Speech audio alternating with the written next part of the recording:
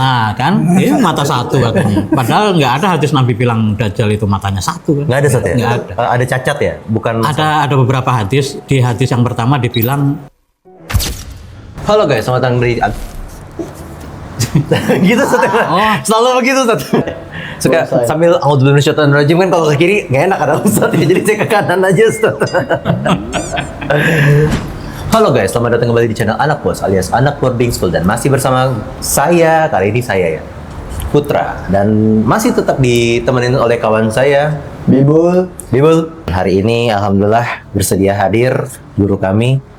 Ya, perkenalkan saya Subhan Hidayat.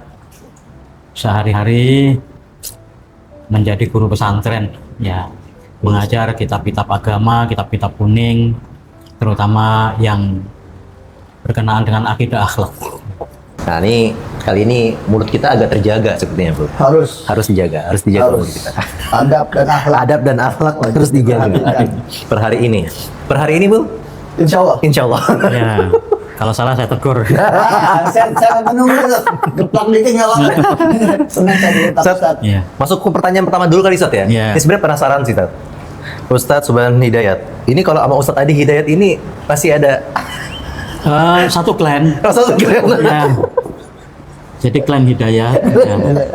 Masih satu ini Ustaz ya. Satu klan ya. Hidayat dong kita. Sama satu. Ya. Hidayat. Yuk. Jadi kalau klan yang lain kan ada Saringgan, ada Byakugan. Kalau saya Gelapgan.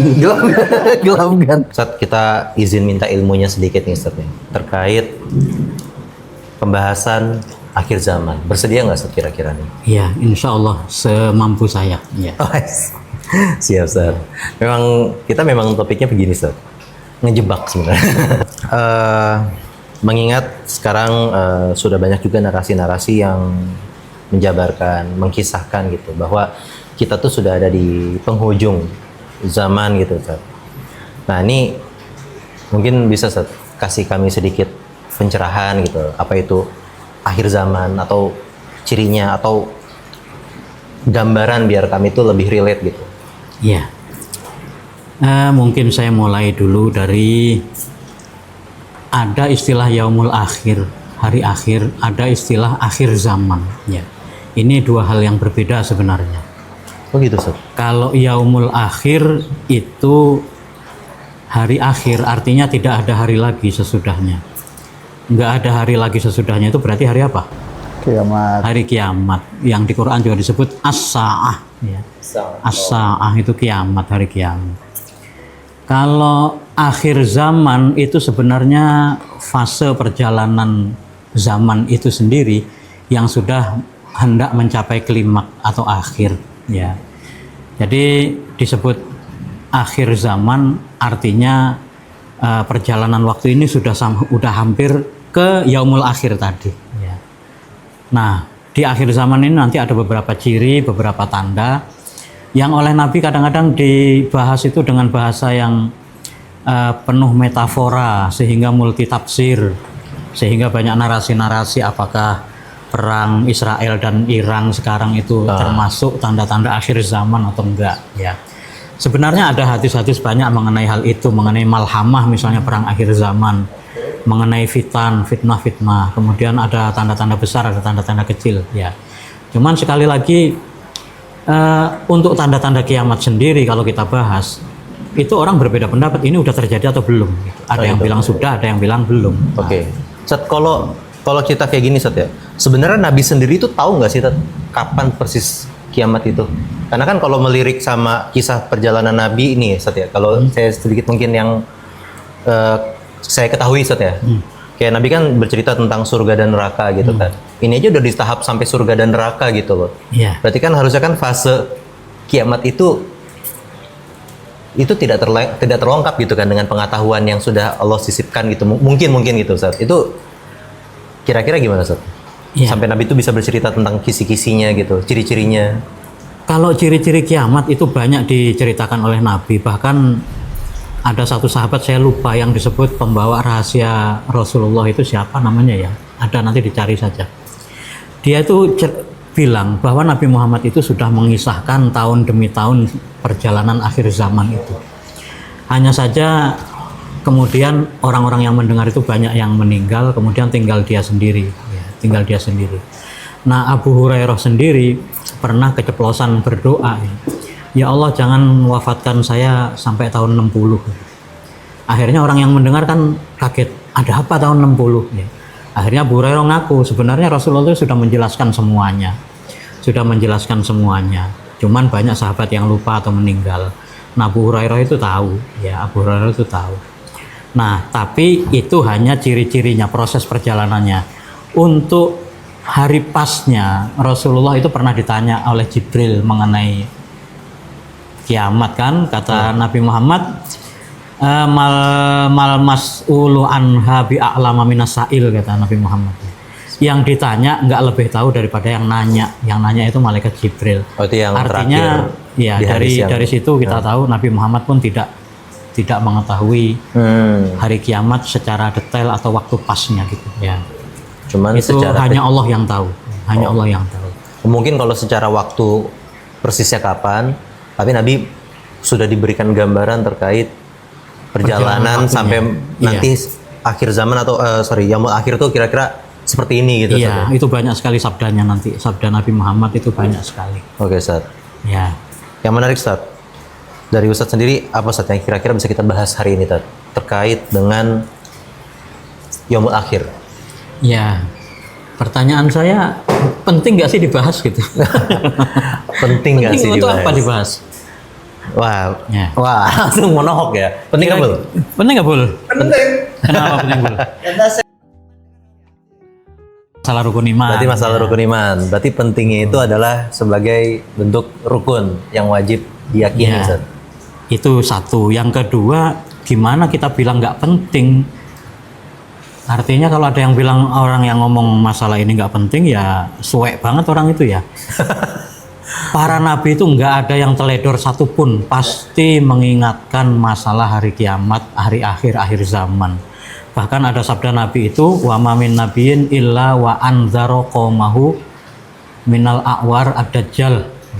Tidak satu nabi pun melainkan nabi-nabi itu pasti memperingatkan akan datangnya si picak gitu ya. A'war, ya, a'war itu, dajjal ya.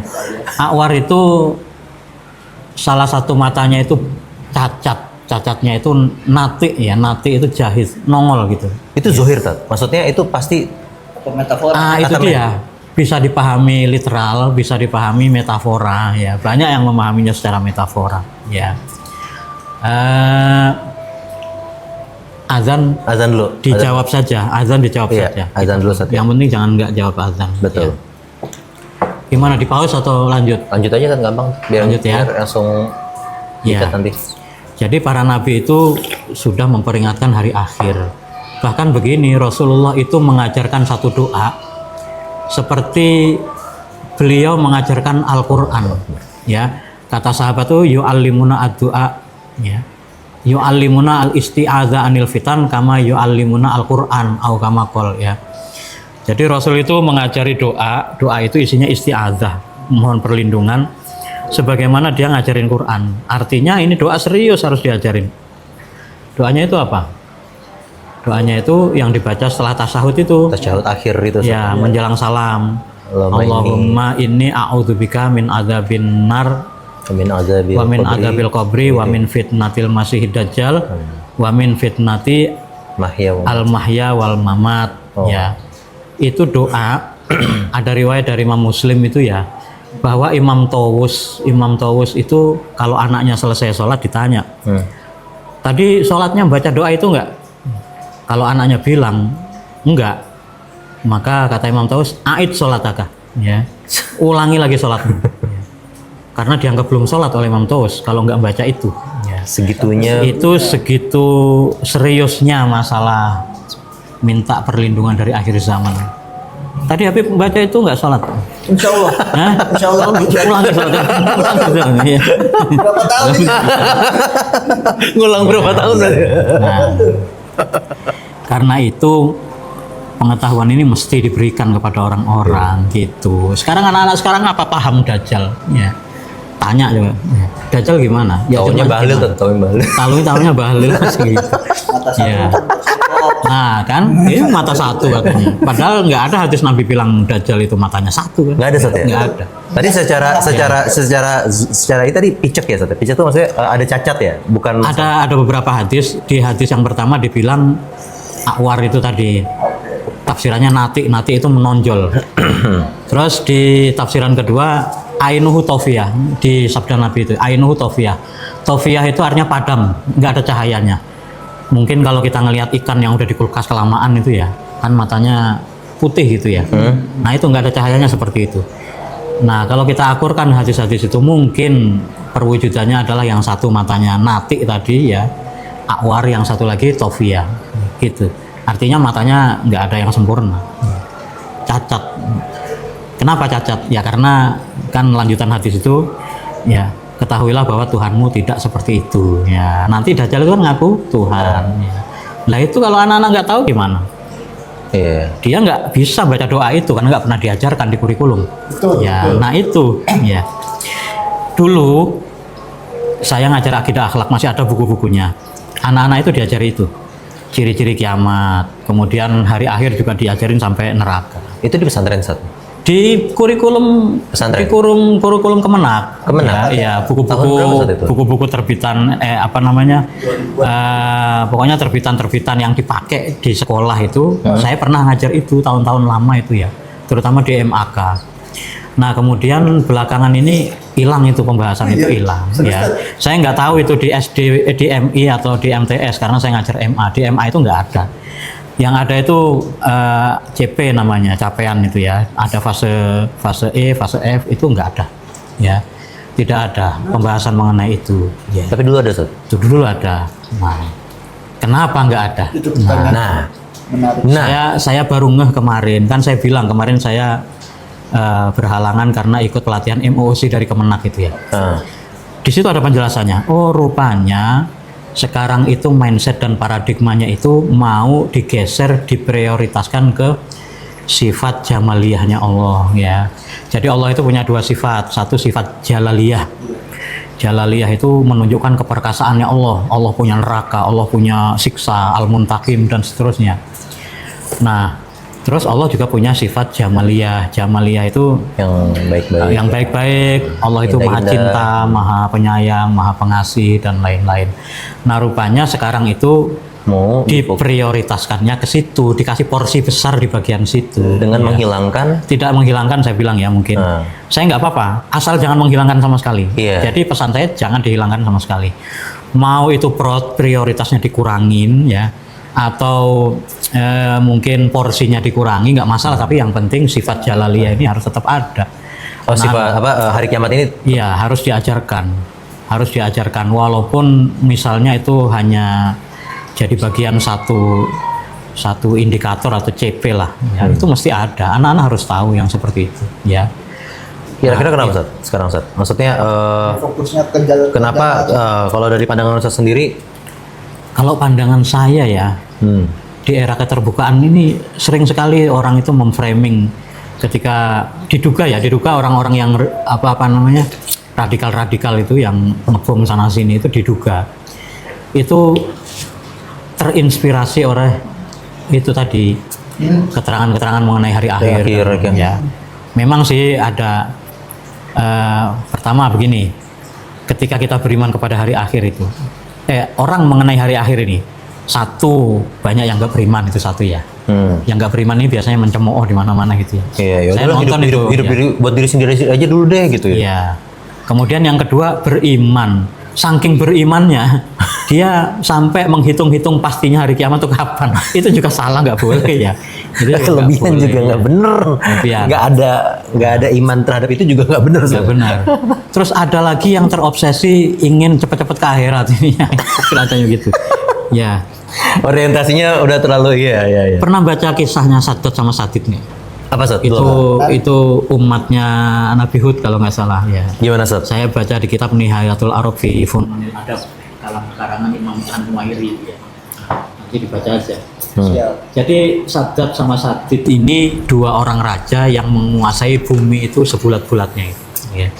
Dikatakan ada 4 orang yang menguasai dunia sebulat-bulatnya, 2 kafir, 2 mukmin. Satu Nabi Sulaiman, satu lagi Iskandar Zulkarnain, satu lagi Saddad sama Sadid ini yang kafir, satu lagi Raja Namrud itu katanya. Ada keterangannya saya baca. Nah, Saddad sama Sadid ini si Sadid ini meninggal, kalau nggak salah Sadid yang meninggal. Ini kakak adik, Set? Hah? Apa kakak adik apa gimana nih? Kakak adik kembar kayaknya. Pokoknya yang satu meninggal, entah yang Saddad entah yang Sadid saya lupa. Meninggal, terus yang satu lagi itu begitu sedih. Terus dia rajin baca-baca kitab-kitabnya Nabi Adam, Nabi Hud gitu ya. Keterangan-keterangan mengenai akhirat, keterangan mengenai surga dan neraka itu. Nah, dia ingin sekali masuk surga, ya, menyusul kakaknya, ya.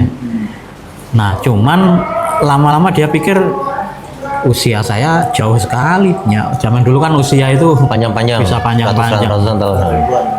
Kalau nungguin mati nyusul kakak saya, wah lama gitu ya. Akhirnya dia terobsesi, dia memutuskan bikin surga sendiri, ya. Bikin surga sendiri.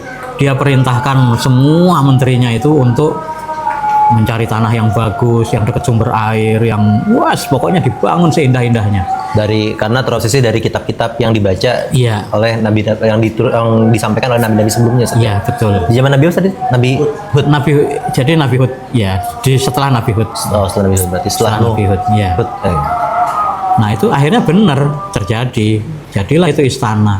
Cuman belum sempat ditempatin, si Sadid atau Saddad ini sudah dibinasakan dulu oleh Allah dengan suara teriakan itu ya. Karena ketika dia terobsesi terus pengen menandingi Allah itu, dia sudah kehilangan iman sebenarnya gitu. Oh, padahal tadi karena terobsesi sama surga awalnya. Iya. Berarti tadi awalnya iman dong, saat awalnya. Awalnya dia termasuk pengikutnya Nabi Hud, ya. Pengikutnya Nabi Hud. Jadi mungkin zaman dulu itu begitu gampang seperti itu ya. Gampang karena dia merasa kuat dan lain-lain, punya kekuasaan gitu ya. Akhirnya gampang merendahkan yang lain, kemudian merasa bisa menyaingi gitu ya. Sama dengan yang lain-lain itu nabi-nabi.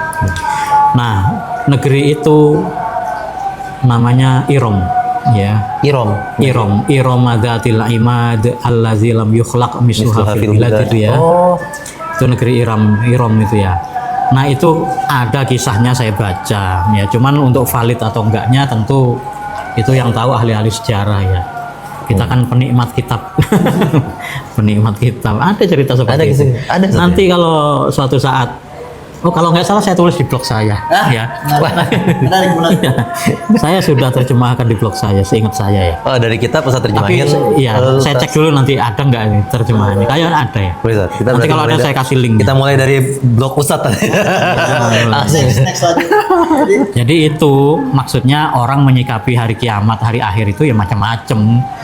Ya, yang paling bagus yang kita inginkan adalah orang itu begitu beriman kepada hari akhir, kemudian hari akhir itu menjadikan rem dia, menjadikan semacam penawar dari perbuatan dosa. Mau korupsi takut, mau joget-joget di telanjang depan kamera takut, ya. Kan zaman sekarang yang merebak begitu. Pakai jilbab tapi goyang-goyang depan kamera, menonjolkan. Itu akun yang mana, Bul? Ya, Nggak usah. Jangan bawa-bawa kita dong. Saya nggak menuduh mereka itu tidak beriman kepada hari akhir. Mungkin hari akhir masih jauh gitu. Hari akhir masih jauh. Bukan urusan saya, mungkin seperti itu.